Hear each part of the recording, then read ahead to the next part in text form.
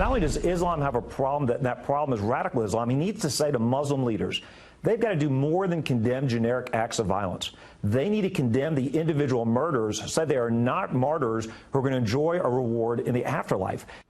That was Governor Bobby Jindal moments ago, suggesting to the KellyFile that people need to start telling the truth about Islam, in his opinion, and applying that the faith itself is to blame for incidents like the shooting in Chattanooga this week.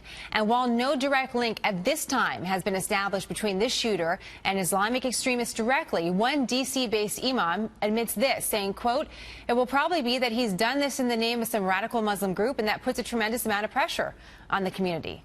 Dr. Kanta Ahmed is author of In the Land of Invisible Women.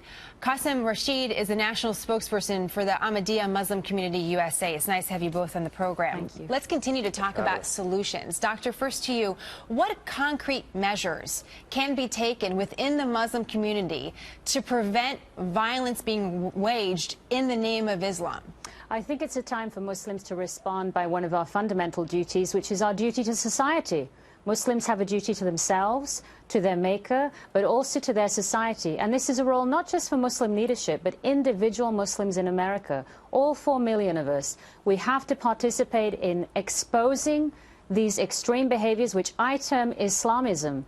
They are not Islam, but they are hiding amongst us. They are being veiled by us, and we must expose them. It's not a matter only for the leadership. We know from British Muslim parents whose children have become radicalized that there is bedroom radicalization. British Muslim parents have advocated for this. American Muslim parents have in hearings in which I participated 2 years ago. So this is a role for all Muslims to be aware, to inform, and to relate to authorities. We also need a tremendous expansion on surveillance of places where Muslims gather. I'm curious what Qasim thinks about that. What do you think is part of the solution? Well, I represent the Ahmadiyya Muslim community, and as Muslims who believe in the Messiah, Mirza Ghulam Ahmad of Qadian, we have established ourselves in over 200 countries worldwide through peace, through dialogue, through service to humanity.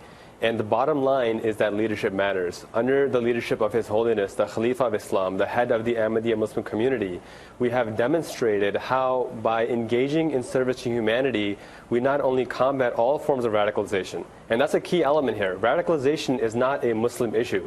Dylan Roof was not a Muslim, but he killed 9 innocent black people. So the person who, the Colorado shooter, do you think it's the same thing, 12 people. Qasim? Do you think it's the same thing? My point is that radicalization is not a religious issue, it's a human issue. And the way to combat that radicalization is to stand united against all forms of extremism. His Holiness, the Khalifa of Islam, has demonstrated that. This is why, throughout our 125-year history, we have tens of millions of members and not a single act of terrorism, even once.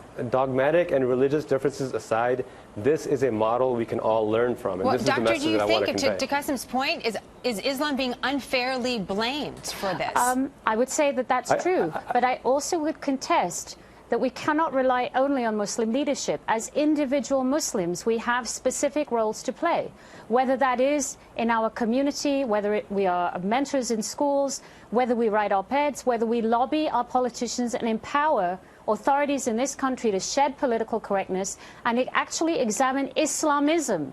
These acts are what can be called radical Islam or Islamism. They are not my faith, they are not the faith of Qasim, but they are emerging from within the Muslim community, and there's no escaping that now.